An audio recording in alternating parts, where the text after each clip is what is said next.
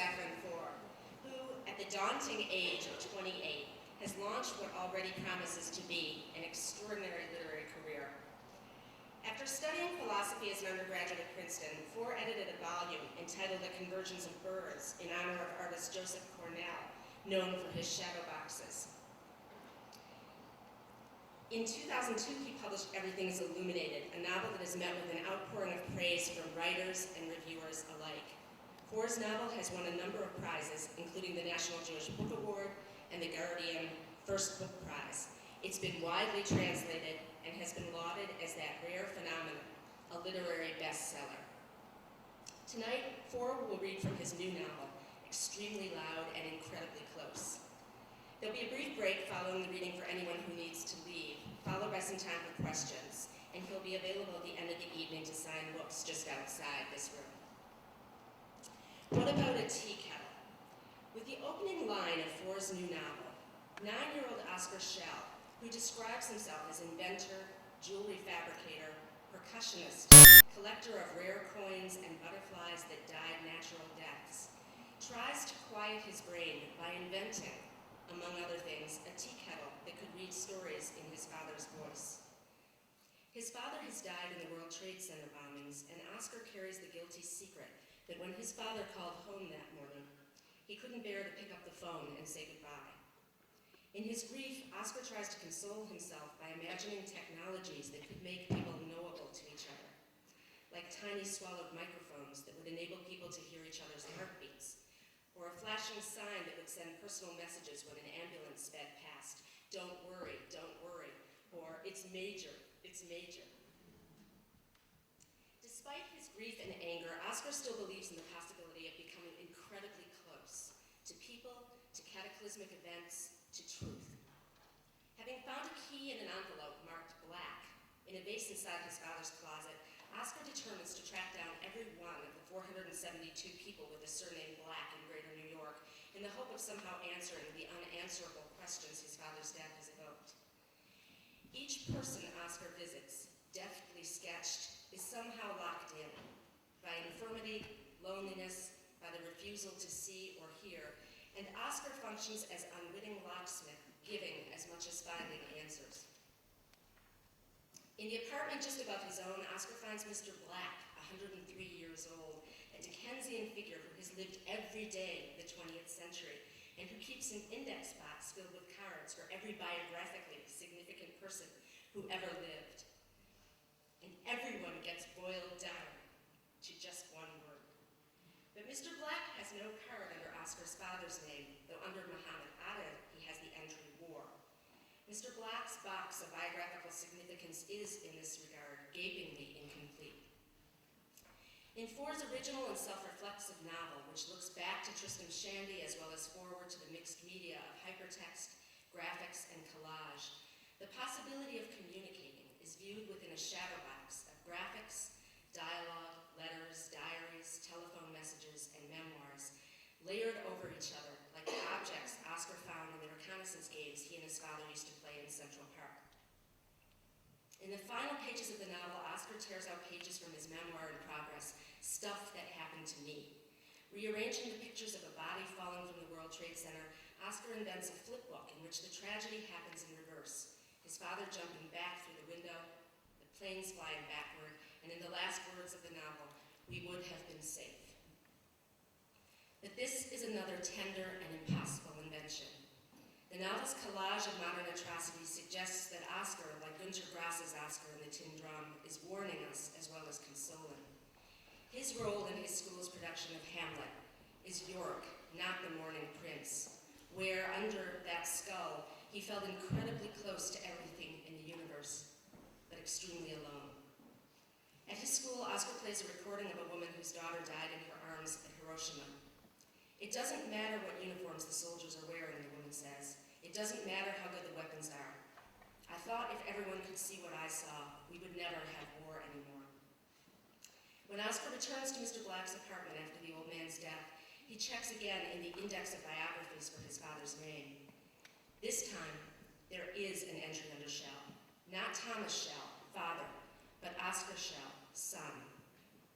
As happens in Foer's fiction, History, that box of biographical significance, is importantly changed by the addition of a human story, a human vision and voice. It's our good fortune as readers that Jonathan Safran Foer brings to the project of this writing so much humor, originality, compassion, and luminosity. Again, it's a pleasure to welcome Jonathan Safran Foer.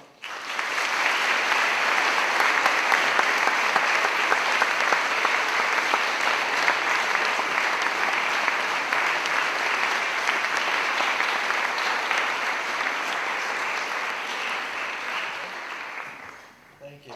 This is an awful lot of people. Makes me quite nervous. That was a really, truly lovely introduction. Sometimes I feel, I've never heard anything like that. But when I was listening to it, I was thinking that introduction is actually, the introduction itself sounds to me better than my book. But I guess that's one of those little lies you can live with that help you move forward. Anyway, so I have 3 very short stories to tell before I get to the book because they've been on my mind and they're things that happened to me quite recently, and I guess those are always the best stories to tell. That was my inspiration for writing the book that I did in the first place. All 3 have to do with the dust jacket of my book. They are all 100% true, and all happened in the last week.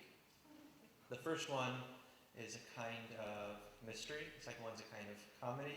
And the third one is, I guess you might say, a near tragedy. So the mystery goes like this. The book jacket, if someone has it here, the person, yeah, right there. It looks like it might be red and white. It's actually not red and white. It's red and white, and then there's a kind of cream color in the background. And I had a very long discussion with my publisher because I was insistent that it should be red and white. I just thought that would be much more simple and elegant and, I don't know, striking and who knows what else. And they said, no, cream, because if it's cream, the red will stick out better and the white will stick out better. And I decided you have a limited number of battles to fight in your life, and the more you try to fight, the more you're going to lose. So in the general scheme of things, I could probably concede this one. But it's always been on my mind.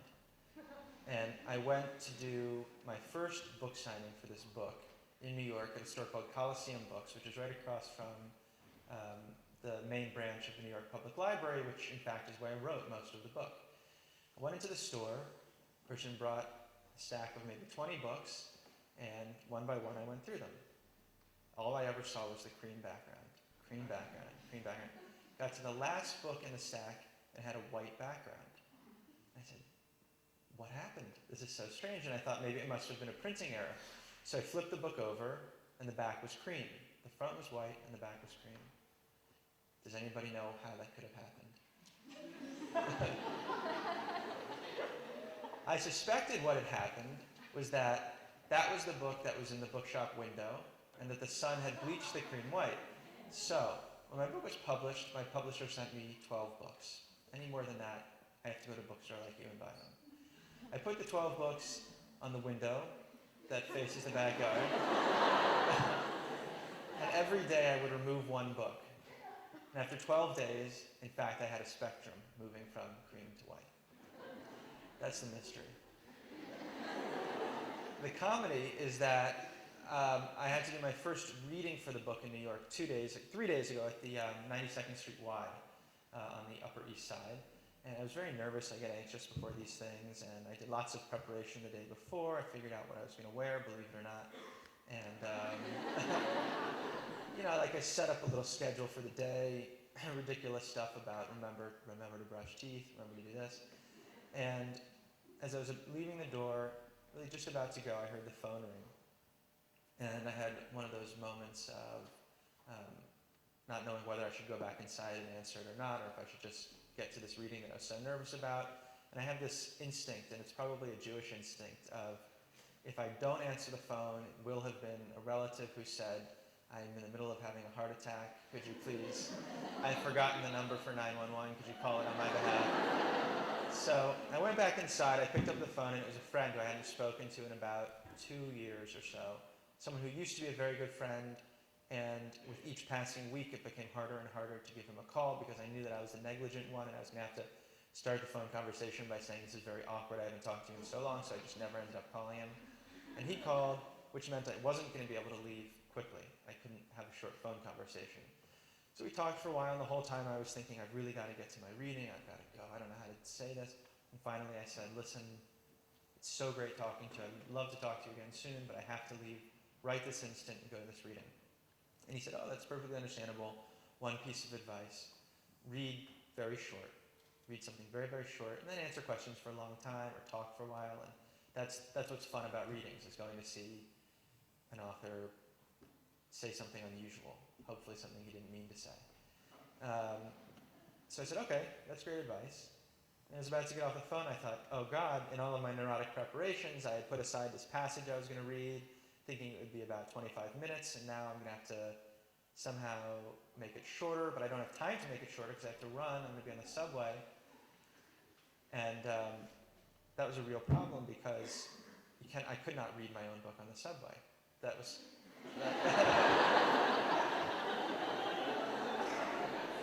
It's like the only thing worse than applying makeup with a big mirror in front of you. And it would just, God forbid, anybody I know should see me. And they would say, what are you reading? Is it good? And I'd say... So I said to my friend, I don't know what to do. You've given me this piece of advice, which sounds pretty good to me. I want to follow your advice. But I'm in a real position now because I have to take the subway. There isn't time to call a car service, and I live in Brooklyn, and there aren't just cabs in the street. So what am I going to do? Am I going to put on a costume? Maybe I could open an umbrella and hide myself underneath it. And he said, you idiot, just take off the dust jacket of the book. So I happen to have these 12 beautiful books with these 12, a spectrum of white to cream. And I took one from somewhere in the middle, took the dust jacket off, went on the subway, and started crossing things out. This is the book that I brought today. As you can see, if any of you can see, I really did take his advice to heart, and I crossed out entire pages. And on the one hand, it was really fun because I thought, I'm really going to read short. This is going to be great. It's going to be very punchy. And then I was thinking, but why is it so easy to cross out so much? Because I didn't finish this book, but recently. In any case, I got to the reading, and I was met at the door by the person who was overseeing the event, and he said, just so you know, we have a pretty standard format here. You'll read for about 30 minutes, and then you'll do some signing of books. And I said, well, surely there's room for some question and answer. And he said, no, that's not really what we do here. And I thought, now I'm completely screwed. And so what I ended up doing was reading through my own my own words through my own crossings out, which is probably deeply existential somehow.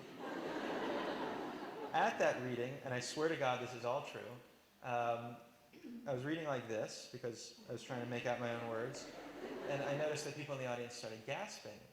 And I thought, well, you've done something good, Jonathan, because the audience is really responding. As it turned out, a mouse had run onto the stage. That is a true New York story. Then there's the near tragedy. That's number 3, which is I was at the airport yesterday, at LaGuardia Airport, on my way to Boston. And I, of course, arrived very early because, as I said, I get nervous about these things. And I had a lot of time, and I thought, there's no reason to check in yet. I'll get a coffee, I'll get a bagel. And I went to a little deli kind of thing, brought the coffee out, brought the bagel out. I reached for my wallet, and I had no wallet on me. I had left my wallet at home, which presented a problem much bigger than breakfast, because to get on a plane these days, you have to prove that you are who you are. And I thought, this is terrible. You know, everything is ruined. And I went to the the counter, whatever it is, the guy who you would check in with, and I said, I've got this problem and I need your help. I just don't have any ID. And he said, well, you've got a serious problem. And he said, don't you have a driver's license? I said, no, obviously that's in my wallet. Don't you have a credit card with your picture on it? No, I don't even have one of those in my wallet, but even if I did, I don't have my wallet with me. Do you have your passport? No. He said, do you have any kind of job identification? And then I remembered a story of the last time that I was in Boston, about 3 years ago, when my first book came out, and I went to get a drink before a reading because I get nervous about readings. And I again didn't have my wallet with me, but it was okay because I was with a friend, and the person said, are you indeed 21? I'm embarrassed to ask you, but are you? I said, of course I'm 21. He said, do you have any ID? I didn't have any ID. The only thing I happened to have with me was my book that I was going to take to the reading, So I opened it to my picture, and it said, Jonathan Safran Foer was born in 1977. And the person served me the drink. So I remembered that, and I was at the airport, and I thought, this is what I will do. So I took the book out of my bag, and the book had no dust jacket. So I ended up missing my plane. And that's the 3 stories.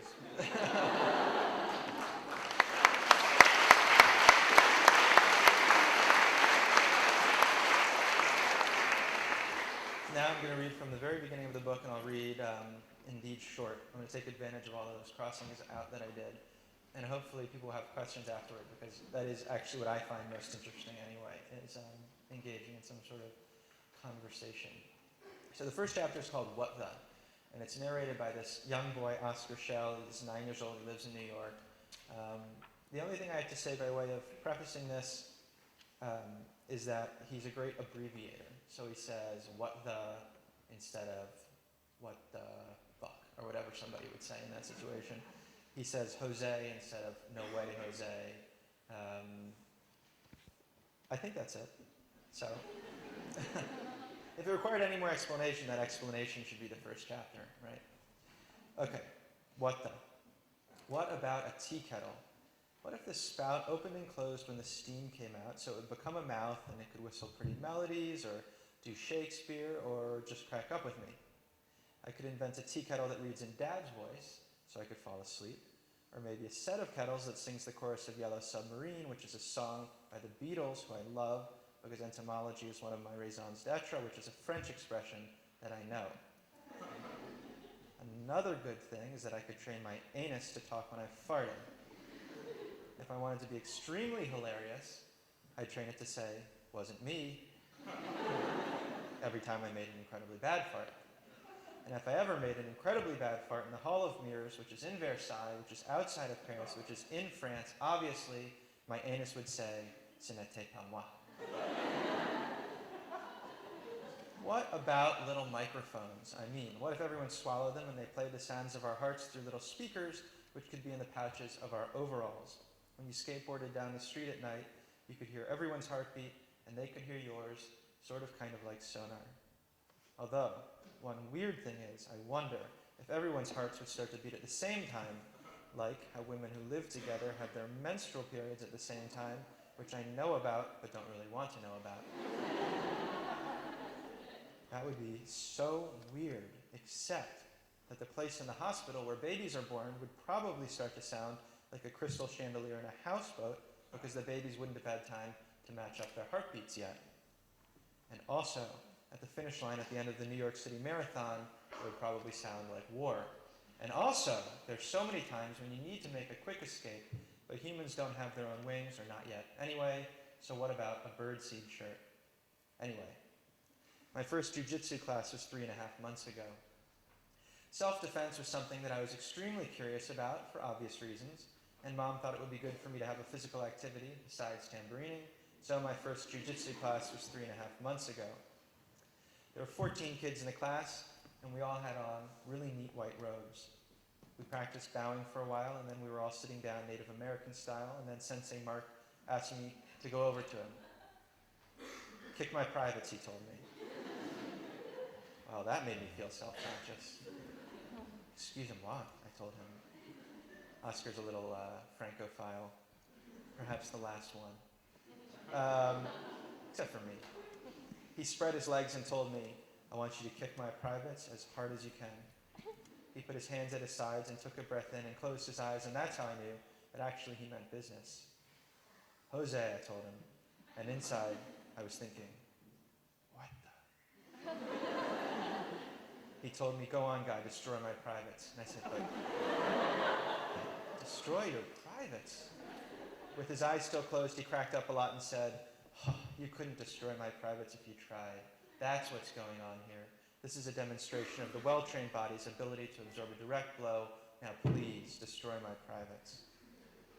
I told him, I'm a pacifist. And since most people my age don't even know what that means, I turned around and told the others, I don't think it's right to destroy people's privates, ever. Sensei Mark said, can I ask you something? I turned back around and told him, technically, can I ask you something? Is asking me something. He said, do you have dreams of becoming a jiu-jitsu master? No, I told him. Even though I don't have dreams of taking over the family jewelry business anymore. He said, do you want to know how a jiu-jitsu student becomes a jiu-jitsu master? I want to know everything, I told him. But that isn't true anymore either. He told me a jiu-jitsu student becomes a jiu-jitsu master by destroying his master's privates. I told him, that's fascinating. My last jiu-jitsu class was 3.5 months ago. I desperately wish I had my tambourine with me now because even after everything, I'm still wearing heavy boots, and sometimes it helps to play a good beat. My most impressive song that I can play on my tambourine is The Flight of the Bumblebee by Nikolai Rimsky-Korsakov, which is also the ringtone I downloaded for the cell phone I got after Dad died. It is pretty amazing that I can play The Flight of the Bumblebee, because you have to hit incredibly fast in parts, and that's extremely hard for me because I don't really have wrists yet. Ron offered to buy me a 5-piece drum set. Well, money can't buy me love, obviously. But I asked if it would have Zildjian cymbals. He said, whatever you want. And then he took my yo-yo off my desk and started to walk the dog with it. I know he just wanted to be friendly, but it made me incredibly angry. Yo-yo moi, I told him, grabbing it back. What I really wanted to tell him was, you're not my dad, Ron, and you never will be. Isn't it so weird, if you think about it, how the number of dead people is increasing, even though the Earth stays the same size, so that one day there isn't going to be room to bury anyone anymore? One fascinating thing is that I read in National Geographic that there are more people alive now than have died in all of human history put together. In other words, if everyone wanted to play Hamlet at once, they couldn't because there aren't enough skulls.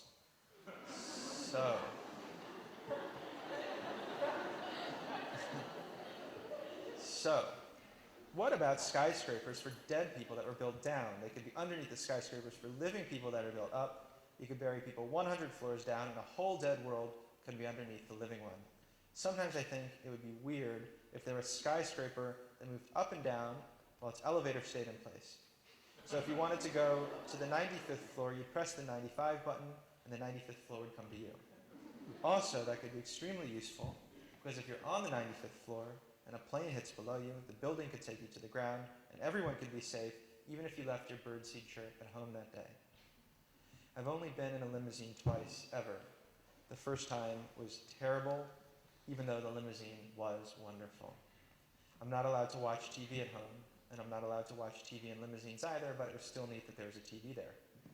I asked if we could go by school so Toothpaste and the Minch, his two best friends, could see me in a limousine. Mom said school wasn't on the way and we couldn't be late to the cemetery. Why not? I asked, which I actually thought was a good question, because if you think about it, why not? Even though I'm not anymore, I used to be an atheist, which means I didn't believe in things that couldn't be observed. I believe that once you're dead forever, and you don't feel anything, and you don't even dream. It's not that I believe in things that can't be observed now, because I absolutely don't. It's that I believe that things are extremely complicated. And anyway, it's not like we were actually burying him anyway. Even though I was trying hard for it not to, it was annoying me like crazy how Grandma kept touching me, so I climbed into the front seat and poked the driver's shoulder until he gave me some attention. What is your designation? I asked in a Stephen Hawking voice. Say what? He said. He wants to know your name, Grandma said from the back seat. He handed me his card. I handed him my card.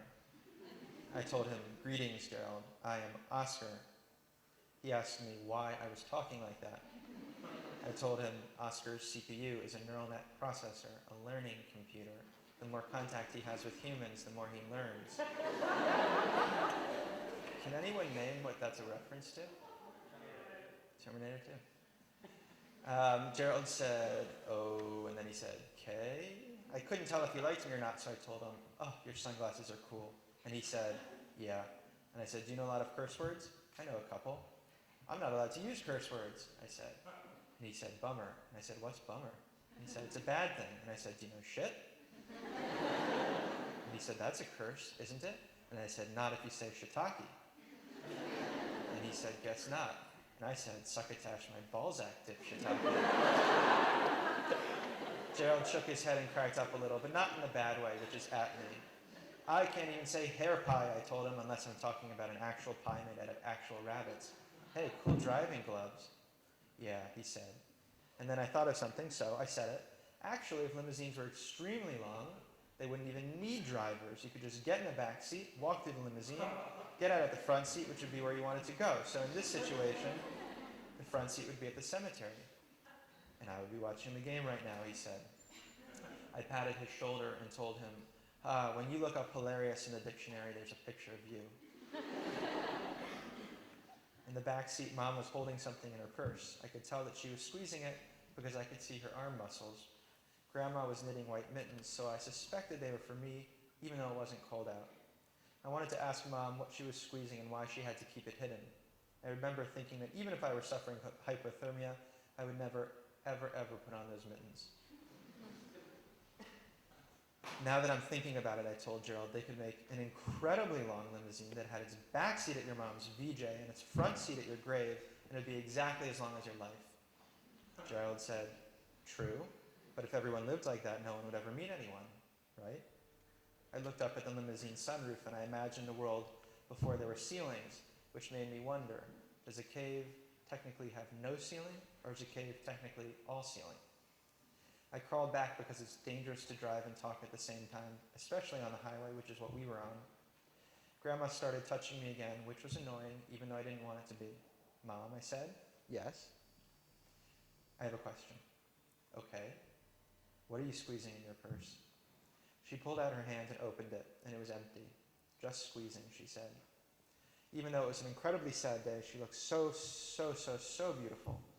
I kept trying to figure out a way to tell her that, but all the ways I thought of were weird and wrong. She was wearing the bracelet that I made for her, and that made me feel wonderful. I love making jewelry for her because it makes her happy, and making her happy is another one of my raisons d'etre. It isn't anymore, but for a really long time, it was my dream to take over the family jewelry business. Dad constantly used to tell me that I was too smart for retail. That never made any sense to me, because he was smarter than me. So if I was too smart for retail, then he really must have been too smart for retail. I told him that. First of all, he told me, I'm not smarter than you, I'm more knowledgeable than you, and that's only because I'm older than you. Parents are always more knowledgeable than their children, and children are always smarter than their parents. Unless the child is a mental retard, I told him. He didn't have anything to say about that. Well, Dad, you said first of all, so what's second of all? Second of all, he said, if I'm so smart, then why am I in retail? That's true, I said. And then I thought of something. But wait a minute, Dad, it won't be the family jewelry business if no one in the family is running it. He told me, sure it will. It'll just be someone else's family. And I asked, well, what about our family? Will we open a new business? And he said, we'll open something. I thought about that my second time in a limousine, when I was on the way to dig up Dad's empty coffin. A great game that Dad and I would sometimes play on Sundays was Reconnaissance Expedition. Sometimes the reconnaissance expeditions were extremely simple, like when he told me to bring back something from every decade in the 20th century.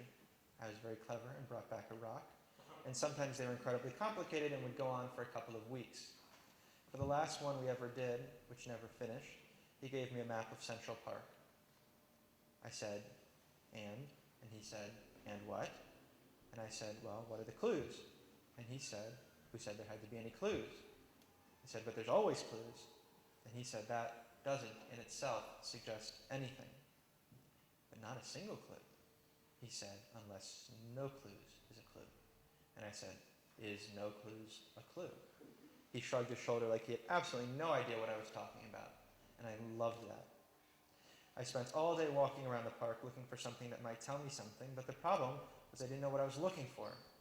I went up to people and asked if they knew anything that I should know, because sometimes Dad would design reconnaissance expeditions, so I'd have to talk to people. But everyone I went up to was just like, what the? I looked for clues around the reservoir. I read every poster on every lamppost and tree. I inspected the descriptions of the animals at the zoo. I even made kite flyers reel in their kites so I could examine them, although I knew that that was improbable, but that's how tricky Dad could be. There was nothing, which would have been unfortunate unless nothing was a clue.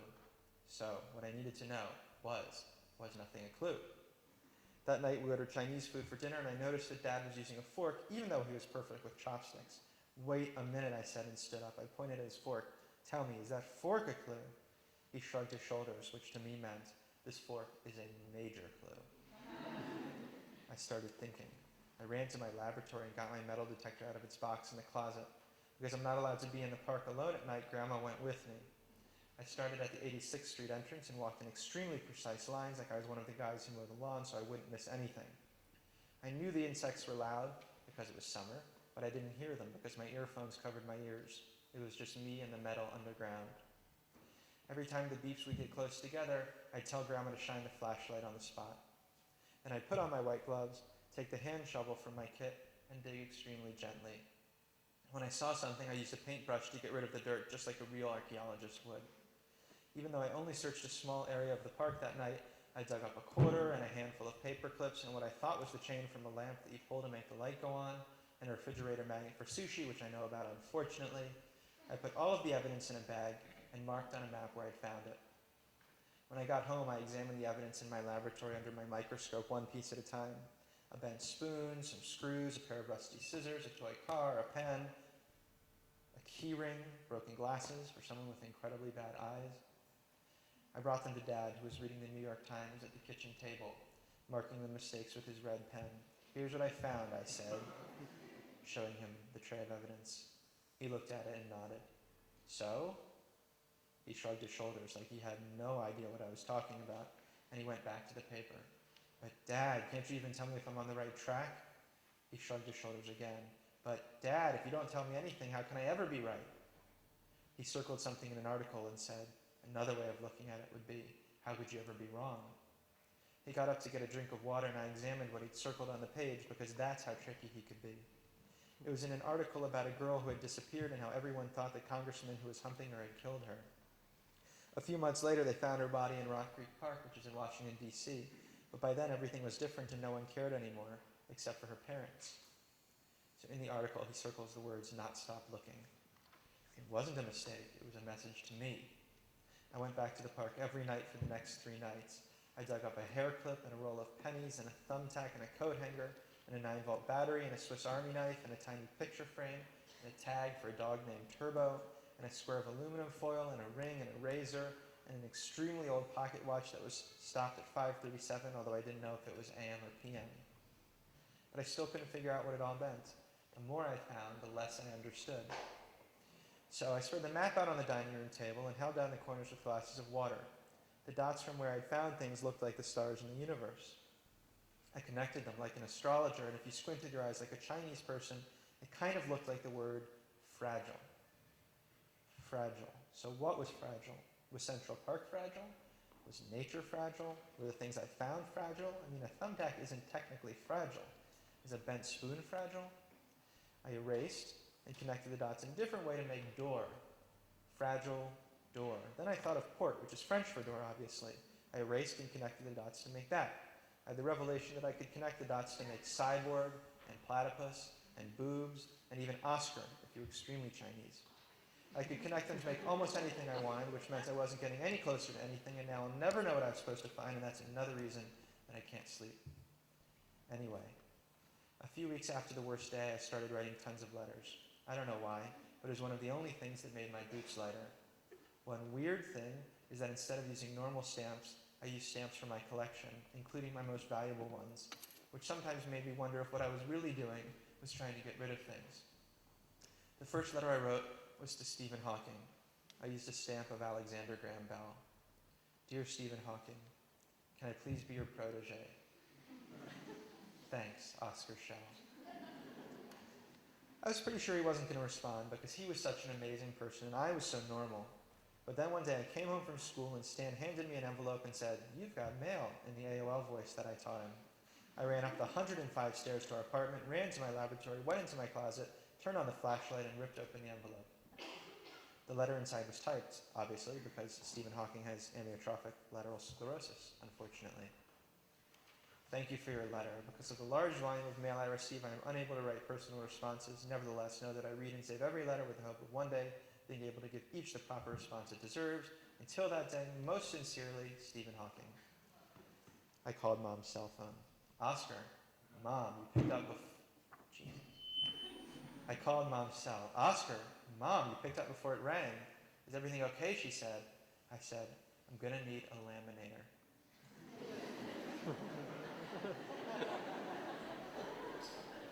Dad always used to tuck me in and he'd tell the greatest stories and we'd read the New York Times together and sometimes he'd whistle I Am the Walrus. One thing that was so great was how he could find a mistake in every single article we looked at. Sometimes they were grammar mistakes, sometimes they were mistakes with geography or facts, and sometimes the article just didn't tell the whole story. I loved having a dad who was smarter than the New York Times, and I loved how my cheek could feel the hairs on his chest through his t-shirt, and how he always smelled like shaving, even at the very end of the day. Being with him made my brain quiet. I didn't have to invent anything. When Dad was tucking me in that night, the night before the worst day, I asked if the world was a flat plate supported on the back of a giant tortoise, because that's a hilarious story on the first page of A Brief History of Time. Excuse me, he said. Well, it's just that, why does the Earth stay in place instead of falling through the universe? Is this Oscar I'm tucking in? Has an alien stolen his brain for experimentation? I said, we don't believe in aliens. He said, the Earth does fall through the universe. You know that, buddy. It's constantly falling toward the sun. That's what it means to orbit. So I said, obviously, but why is there gravity? And he said, what do you mean, why is there gravity? Well, it's just that what's the reason? We said there had to be a reason. Well, but if there isn't a reason, then why does the universe exist at all? He said, because of sympathetic conditions. And I said, so then why am I your son at all? He said, because Mom and I made love and one of my sperm fertilized one of her eggs. Excuse me while I regurgitate. Don't act your age, he said. Well, what I don't get, I said, is why do we exist? I don't mean how, but why. I watched his thoughts orbit his head. He said, we exist because we exist. And I said, what the? And he said, we can imagine all sorts of universes unlike this one, but this is the one that happened. I understood what he meant, and I didn't disagree with him, but I couldn't agree with him either. Just because you're an atheist, that doesn't mean you wouldn't love for things to have reasons for why they are. I turned on my shortwave radio, and with Dad's help, I was able to pick up someone speaking Greek, which was nice. We couldn't understand what he was saying, but we lay there looking at the glow-in-the-dark constellations on my ceiling and listened for a while. The front page was spread over us like a blanket. There's a picture of a tennis player on his back, who I guess was the winner, but I couldn't really tell if he was exactly happy or sad. The moment before Dad started the story was my absolute favorite moment in my life. And when the story finished, we turned the radio back on and found someone speaking French. That was especially nice because it reminded me of the vacation we just came back from, which I wish never ended. After a while, Dad asked me if I was awake. I told him no, because I knew he didn't like to leave until I'd fallen asleep, and I didn't want him to be tired for work in the morning. He kissed my forehead and said goodnight, and then he was at the door. And I said, Dad? And he said, yes. And I said, no, it's nothing. And the next time I heard his voice was when I came home from school the next day. We were let out early because of what had happened. I wasn't even a little bit panicky because both Mom and Dad worked in Midtown and Grandma didn't work, obviously, so everyone that I loved was safe. I know it was 10:18 when I got home because I look at my watch a lot. The apartment was so empty and so quiet. As I walked to the kitchen, I invented a lever that could be on the front door, which would trigger a huge spoke wheel in the living room to turn against metal teeth that would hang down from the ceiling so that it would play beautiful music, like maybe Fixing a Hole or I Want to Tell You, and the apartment would become one huge music box. After I petted the cat for a few seconds to show him that I loved him, I checked the phone messages. I didn't have a cell phone yet, and when we were leaving school, Toothpaste told me he'd call to let me know whether I was going to watch him attempt skateboarding tricks in the park, or if we were going to go look at magazines in the drugstore with the aisles where no one can see what you're looking at, which I didn't feel like doing, but still. Message 1, Tuesday, 8:52 a.m. Is anybody there? Hello? It's Dad. If you're there, pick up. I just tried the office, but no one was picking up. Listen, something's happened. I'm okay. They're telling us to stay where we are and wait for the firemen. I'm sure it's fine. I'll give you another call when I have a better idea of what's going on. Just wanted to let you know that I am okay. Please don't worry. I'll call you again soon. There were 4 more messages from him. One at 9:12, one at 9:31, one at 9:46, and one at 10:04. I listened to them, and I listened to them again, and then, before I had time to figure out what to do, or even what to think or feel, the phone started ringing. It was 10:22 and 27 seconds. I looked at the caller ID, and saw that it was him. So I'll stop the reading there. And I can answer any questions, or I can try to.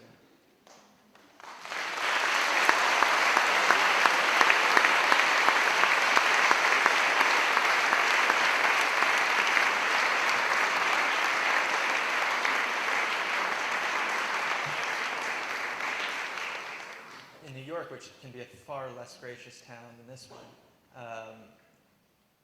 when I did a reading, I asked people, if you suspect that your question is going to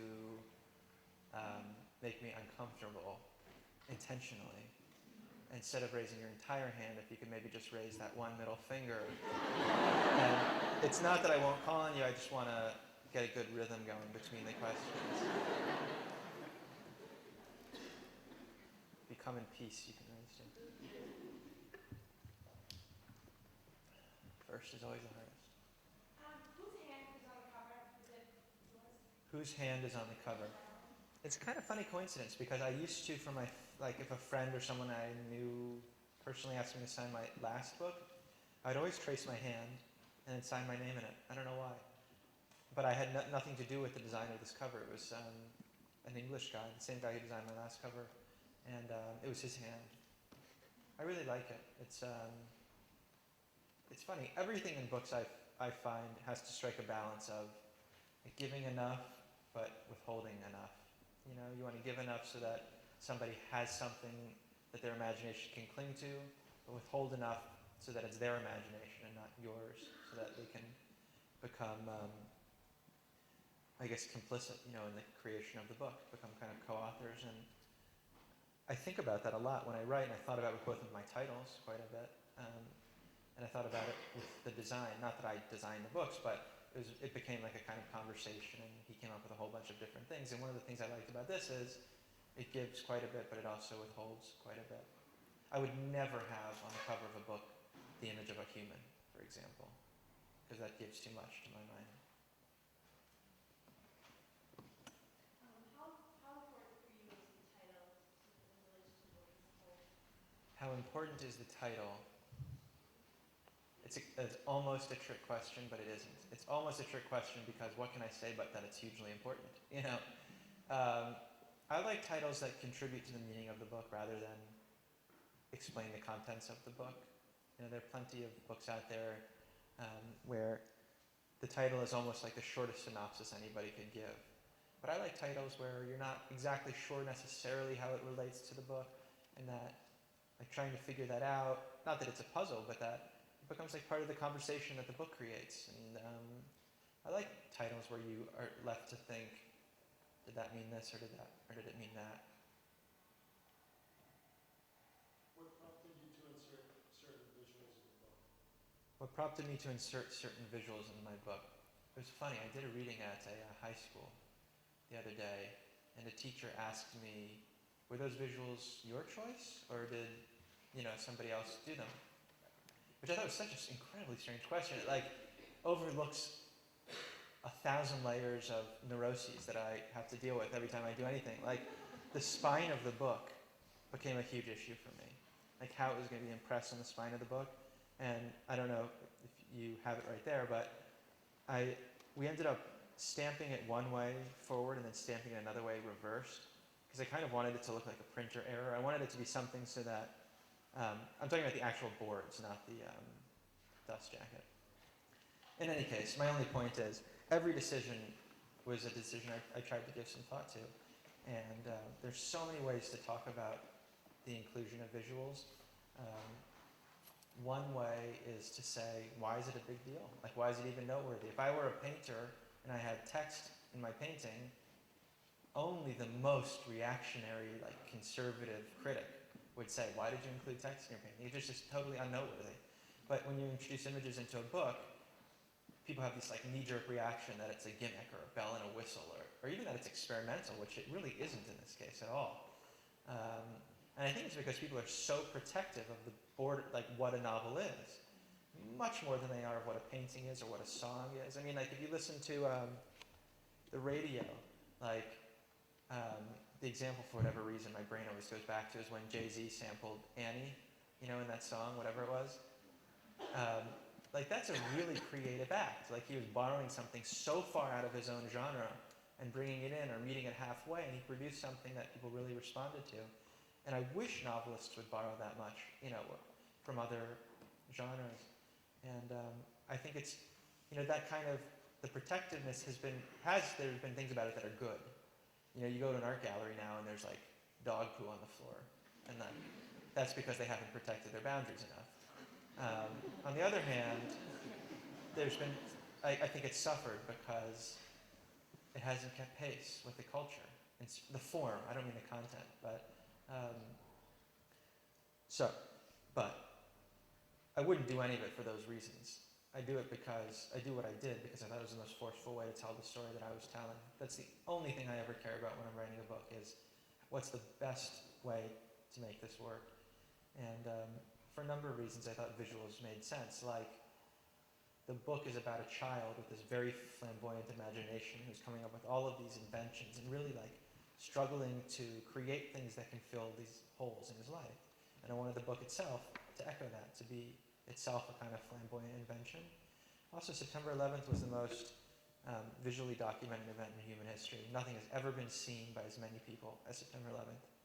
And when you think about the memory of that day, how you experienced it, or not you, me, and I think this is probably true for you as well,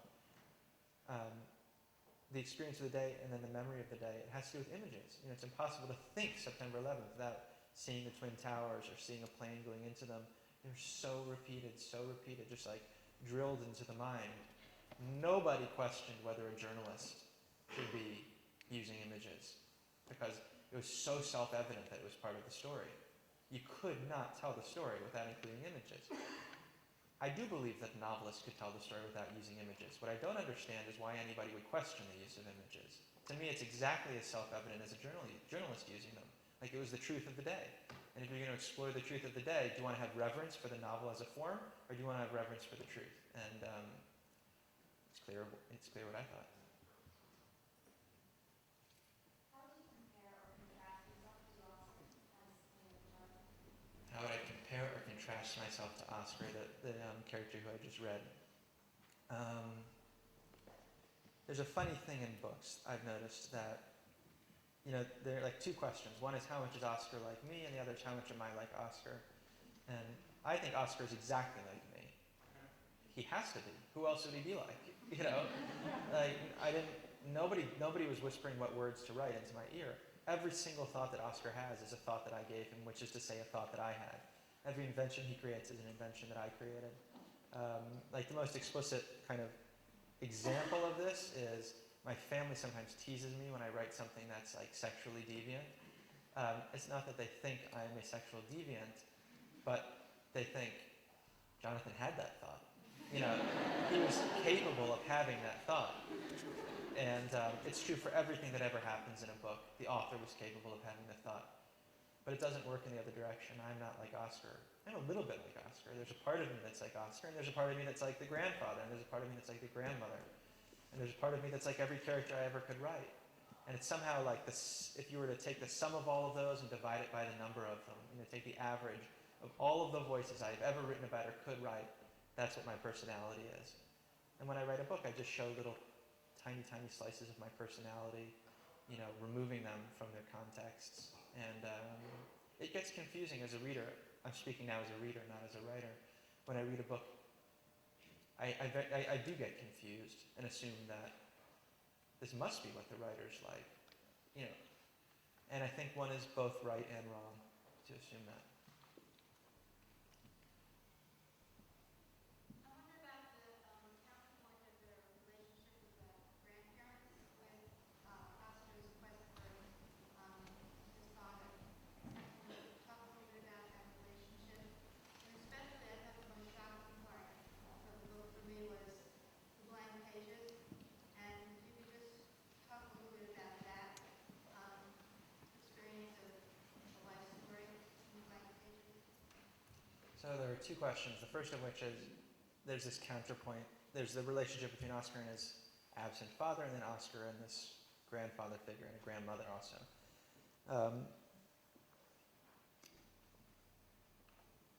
What can I say about that, really? I mean, That's a very, very hard question to answer. You know, people have parents and they have grandparents, and I guess I can't help but take my own life as a starting point. You know, it's impossible not to. And in both of my books, grandparents have played a very, very central role. And I think, no, I don't think I know. It's because I must be thinking about them a lot. You know, it's like going into a book, you have all sorts of ideas. I have all sorts of ideas about who I am. I think before my first book, if someone had said to me, "Do you think of yourself as somebody to whom Judaism is particularly important?" I don't think I would have said yes. I wouldn't have said yes immediately. I didn't go to synagogue. I didn't keep kosher. Wasn't involved.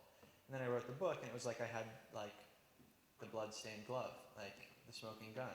It is, you have to look at this, and you have to say you are somebody to whom Judaism clearly meant something. There is no counter-argument. And now having written 2 books in which grandparents play very central roles, I have to say I must be thinking about my grandparents a lot. So one of my grandparents I never actually met, and he had a story quite similar to the grandfather in this book, in that he lost a wife and a baby before starting Second Life. And I guess that's expressed in different ways in the 2 books, but I don't know that I was, you know, it's not the case that there's a quote I've heard myself saying a lot recently, is this W.H. Auden quote, that I look at what I write so that I can see what I think. And that's how it is for me. I didn't go into it saying I would really like to explore my relationship with my grandparents. I didn't know it was on my mind until I started writing. And then when I come to the end of the book, I say I have explored my relationship with my grandparents, you know, wittingly, unwittingly. The blank pages in the book, I think actually a lot of the visuals in the book, the way I would talk about the blank pages is the way I would talk about a lot of the visuals in the book, which is to say they have to do with frustrated communication, how hard it is to say what you mean when you mean to say it, how sometimes you think you're saying everything when in fact you're saying nothing. Sometimes you think you're saying nothing, and in fact you're saying volumes. And there's always a discrepancy between what you think you are communicating and what you're actually communicating. That's very explicit in the first book with the character of Alex, who just didn't speak good English. And there were things he wanted to say, and they just came out goofy. And you heard them wrong. He didn't mean to be funny. He just was funny. For those who thought he was funny. But it's an idea that has stuck with me. And it must be why people write. I mean, it's why I write. You know, it's because I can't say things right in the real world. I don't get it right when I mean to. How many times do I walk away from a conversation and think, if I just said this when the person said that, or, oh man, I remembered a great joke as I was walking away that would have been perfect to insert that moment in the conversation. In a book, you can say that when you want to say that. You can put the joke in when you want to put it in, because books aren't subject to time in the same way that, you know, you're walking around life is. Like in a conversation, you can't edit a conversation with a friend, but you can edit a book. And for me, they really do come out of this frustration of not being able to say what I mean to say when I want to, and I think it's something that all of the characters, really all of them, in both of my books, live out.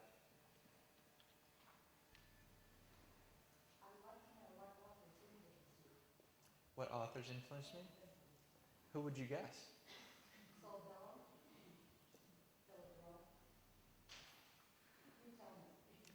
You're doing fine.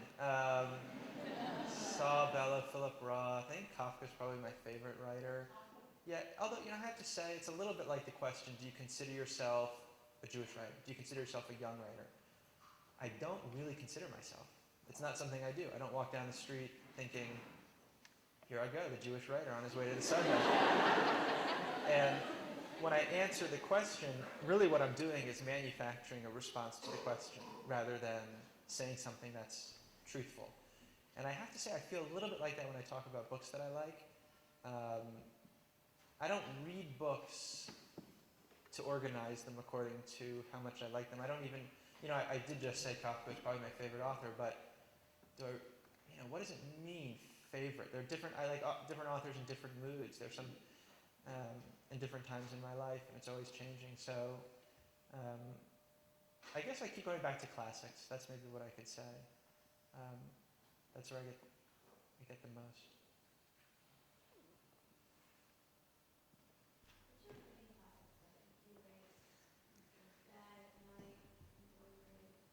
What's my writing process like? It's very inconsistent. The only thing I can say that would probably be in any way even remotely interesting about this, because it's really, I don't have any interesting answers, is that I like to write in different places. That's something that's really important to me. That I don't usually work in the same place for more than 3 months. And then I will go to another place. Like, as I said, I worked in the public library for quite a while. I work in cafes. I work at just something around because I find it helpful to come at it fresh. Anything I can do to avoid it feeling like a job is something I do. When did you discover that you had a desire to write? Is there anything that you remember specifically inspired you? An object, a person? When did I discover that I had a desire to write? I think it's something I continue to discover. I didn't write my first book out of any kind of necessity or great passion for writing. I wrote it as an experiment. I feel like I wrote my second book as an experiment also, although I had a better idea of what the results would be. I don't mean in terms of what kind of book I would produce, but in terms of how meaningful the experience would be. And I was right. It was a more meaningful experience than my first book. And I know that my third book, God willing, will be a more meaningful experience than my second book. I also know it will be a much more difficult experience. It seems to get harder as you go, but I think it gets harder because you care about it more, because you appreciate the bigness of the task. You know, there's so many different stories that deserve to be told. There's so many different ways to approach storytelling, and one's time and abilities are so limited. So you end up caring a lot. But I think it's a really great kind of caring. Just on the note of the different ways to approach storytelling, do you work in any other arts? Do you ever do any other visual arts? Or I don't know, I've read somewhere that you were working on a project in Central Park that sounded really interesting, and maybe talk a little bit about that. So she asked if I work in any other kind of art forms. I try my hardest not to think of writing as an art form. I try to think of it as like a vehicle, like an analogy that I use sometimes when describing the way I feel about writing is, imagine if you were somebody who liked to go to foreign countries and taste foreign foods and learn foreign languages and meet foreign people. You wouldn't say that you are a great passenger of airplanes. It's just that you ride airplanes to get to where you want to go. And I think of novels like I think of airplanes, not like I think of destinations. It's a very, very, very good vehicle. I mean, nothing compares to an airplane if you want to get to Australia. You could take a boat. It would take you a long time. So I'm not in love with the novel. I'm really not. I'm just in love with it, with what it can do.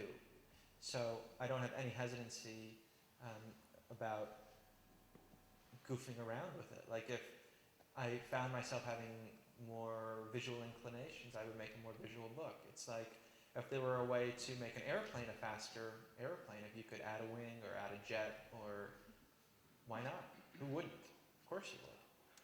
And that's how I feel about books. I know lots of people don't feel that way. Lots of people love the airplane. And to me it shows. Like, there are plenty of books that I read where I feel like that was a perfect book, and I couldn't care less. You know, like that story was perfectly told, it was finely crafted, the person's in love with language, but who cares? You know, like I just want a book that, as Kafka said, takes an axe to, you know, the frozen sea inside of you, that like really just rips you open and changes you. And for me, strangely enough, that happens with imperfect books more often than not. Books that show their seams, books that have bitten off more than they can chew, books that aren't, you know, perfectly organized in any sort of, you know, craft-oriented way. That's just what I like. Did I answer your question?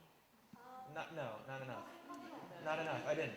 Kind of skipped over a part that I was wondering about it. Right. So Well, I guess maybe then to add on to what you said, maybe ask it in another way.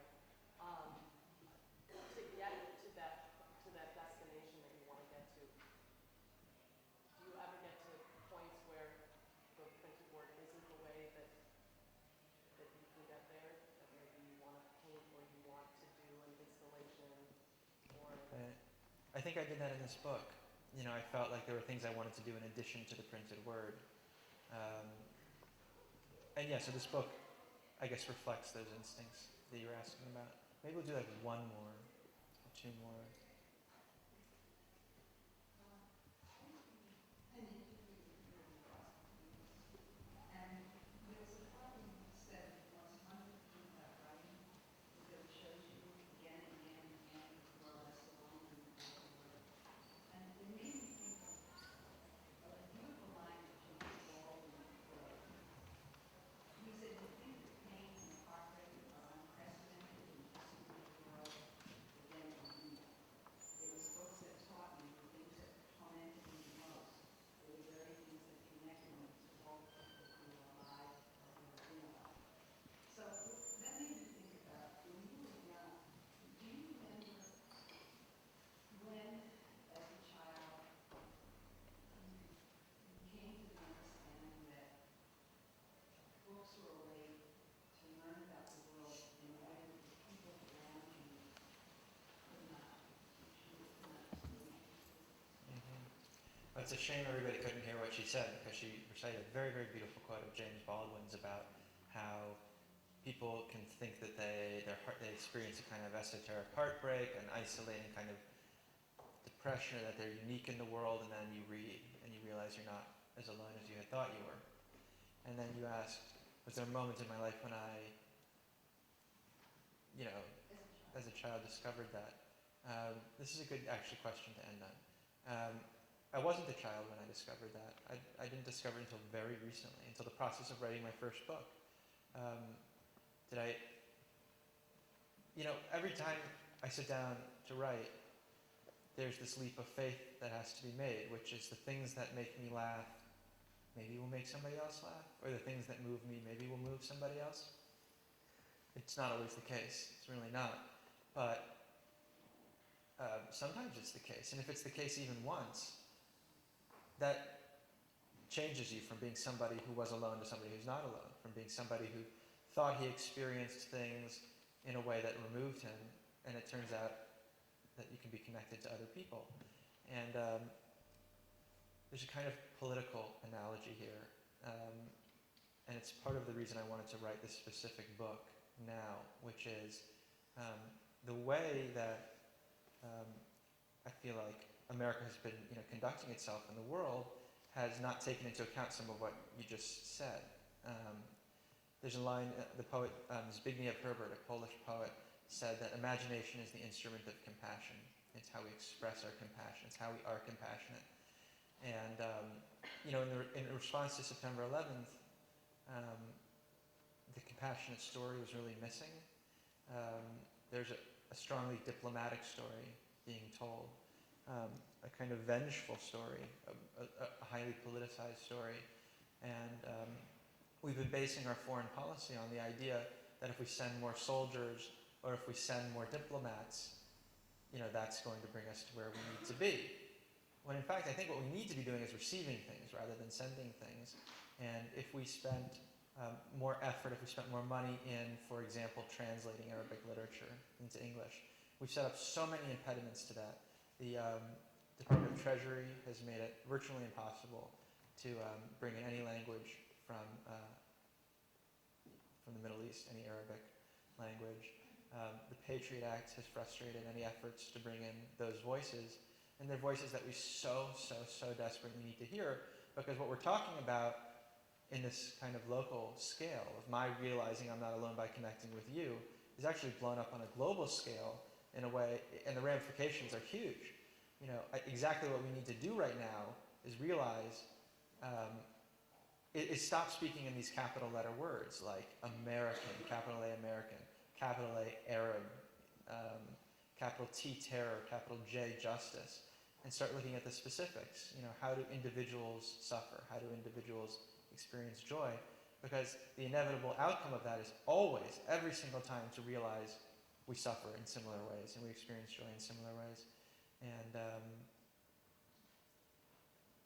I think that's what we should be doing, is trying to get as much art as possible from other countries and send as much art as possible out, because I think that's how cultures express their humanity, and that's going to be the ultimate there's no solution to any of this. And it's certainly not killing all of your enemies. It's somehow conversing with their humanity.